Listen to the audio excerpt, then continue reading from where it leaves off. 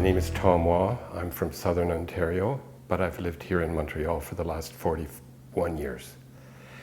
And during that time I've taught film studies and sexuality and queer studies at Concordia University. I got tenure a few years after I started. Until that time, my research had not really been about my gay identity or about research into gay topics.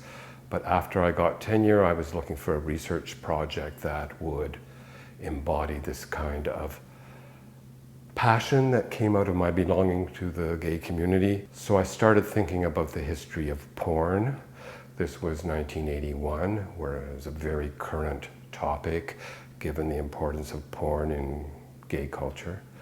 So I got a grant to go to the Kinsey Institute in Bloomington, Indiana, which is a kind of archive of a century or even more of sexual artifacts, sexual testimonies, sexual imagery and films. I was looking at films in an archive, and a graduate student was projecting them for me, and there were so many amazing discoveries, I couldn't believe it. One of the films was a home movie filmed on a beach in California, the 1930s. It seemed like a picnic. 4 or 5 gay men just frolicking around on the beach. They immediately took off all their clothes, started sunbathing or posing in the sun, just playing games, burying each other in sand. Just the things that gay men do on the beach. It was so much fun. One of the men was a little bit more effeminate than these other bodybuilder types with eyeglasses. And I sort of put 2 and 2 together and decided that he was the filmmaker. So this was in the 80s. It would have been 50 years after he made the film, 45 years after he made the film. I felt I needed a kind of personal context for the films. I initially knew only his initials.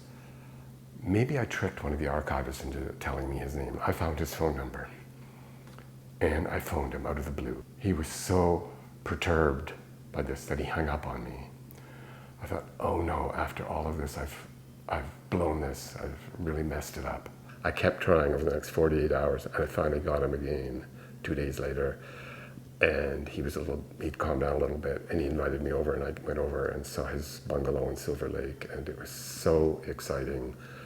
Lovely old guy. Once I started talking with him about his stories and his memories of who was that subject in that photo, and the story started just flowing, I knew that he understood the importance of this kind of stories or folklore or heritage. He told me all of his adventures. He used to keep these films under the floorboards of his house in case of a raid, because they were living in fear. He would have gone to jail if he'd been caught with images of nudes, let alone fucking. One of the films showed 2 guys fucking in the sand through through a layer of sand. It was so funny. And then one of them leapt to his feet and brushed all the sand off with a big erection. It was a wonderful film. So yeah, he was terrified, and he kept these under his floorboards. He told me all of these stories. So it was very exciting. And this was a couple years before my book came out. And I kept in touch with him. He died just before my book came out. He was like 86 or 7. And I have a photo I took of him in front of his house, which is on the jacket of my book. And I've never forgotten this guy. His name was Otis. It's in my book, so I can reveal his name. And it was so exciting for me to rediscover not only a kind of pioneer, but also a pioneer of desire, who had been this sexy creature living in the 1930s, who had bestowed to us this record of not only his everyday life, but his desire, his lust, his pleasure, his joy, his community of friends. After doing this research and meeting Otis and seeing his films and his photographs, I think I changed in my understanding of this kind of heritage of erotic imagery and erotic feelings. and sexual relations and communities. I also understood more about how historical research involves a certain kind of pleasure, probably also voyeurism on my part, and how a lot of queer history has a kind of component of desire. It's not just this dry academic activity.